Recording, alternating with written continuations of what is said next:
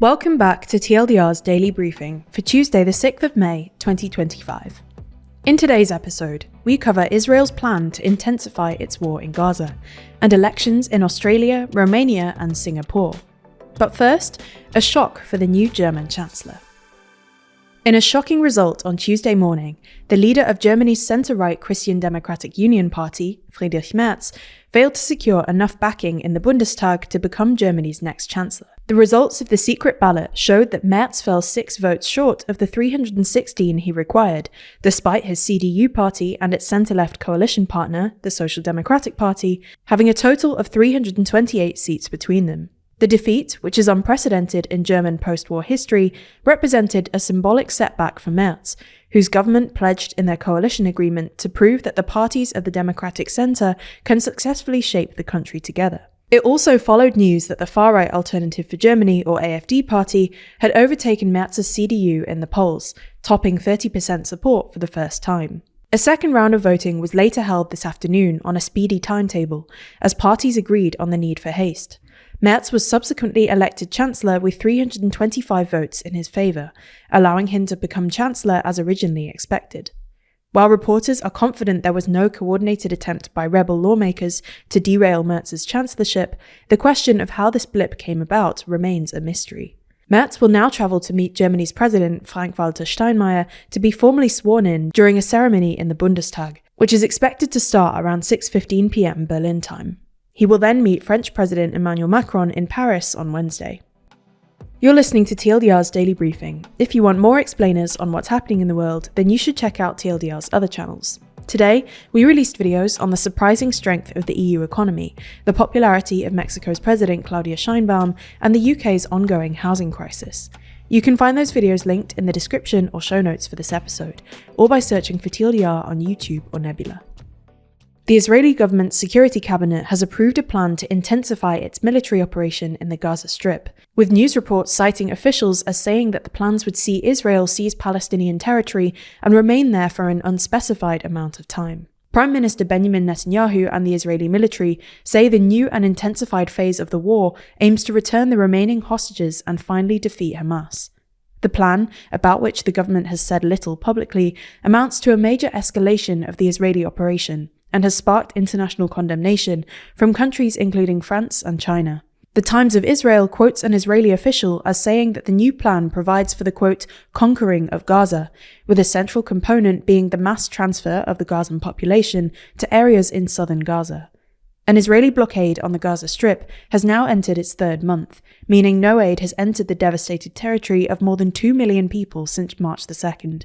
The UN's humanitarian agency said that food stocks have now mainly run out, water access has become impossible, and hospitals report running out of blood units as mass casualties continue to arrive.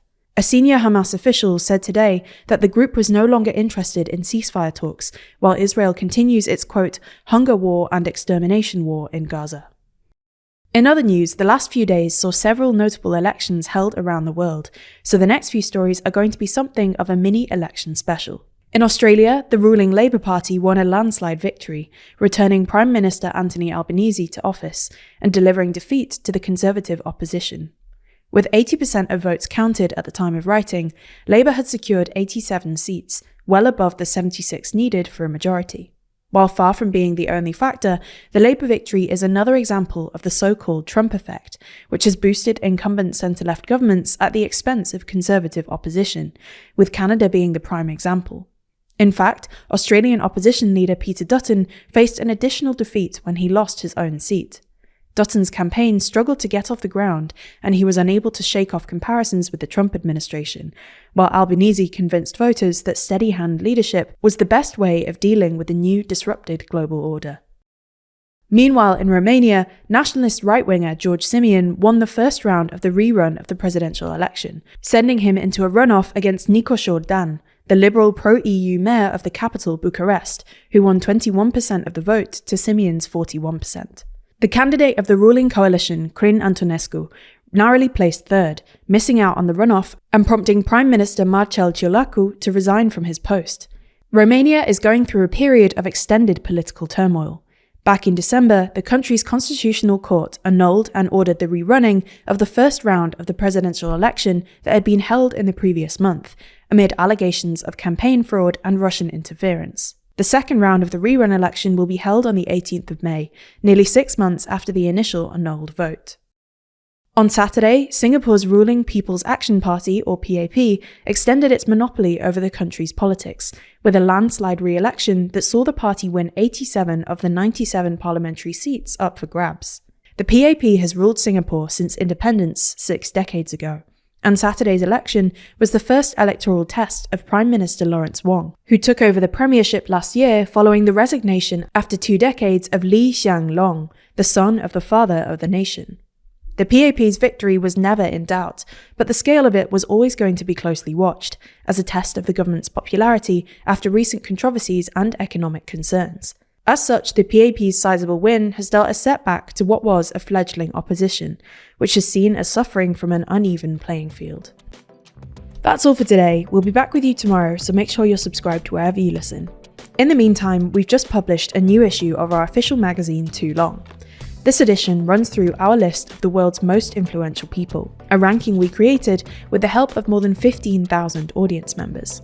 In the magazine, we reveal the top 25, as well as discussing how each of those people wield their power, from Elon Musk's takeover to the power of Melee, or whether Jerome Powell can resist Trump. Learn more and pick up a copy by heading to toolong.news. And while you're there, for the first time, every previous issue is also still in stock, so start or continue your collection today. You can find the link in the podcast description. This was a TLDR news production hosted by Georgina Findlay, written by Rory Taylor and Georgina Findlay, and produced by Scarlett Watchorn. Thanks for listening, and we'll be back again tomorrow.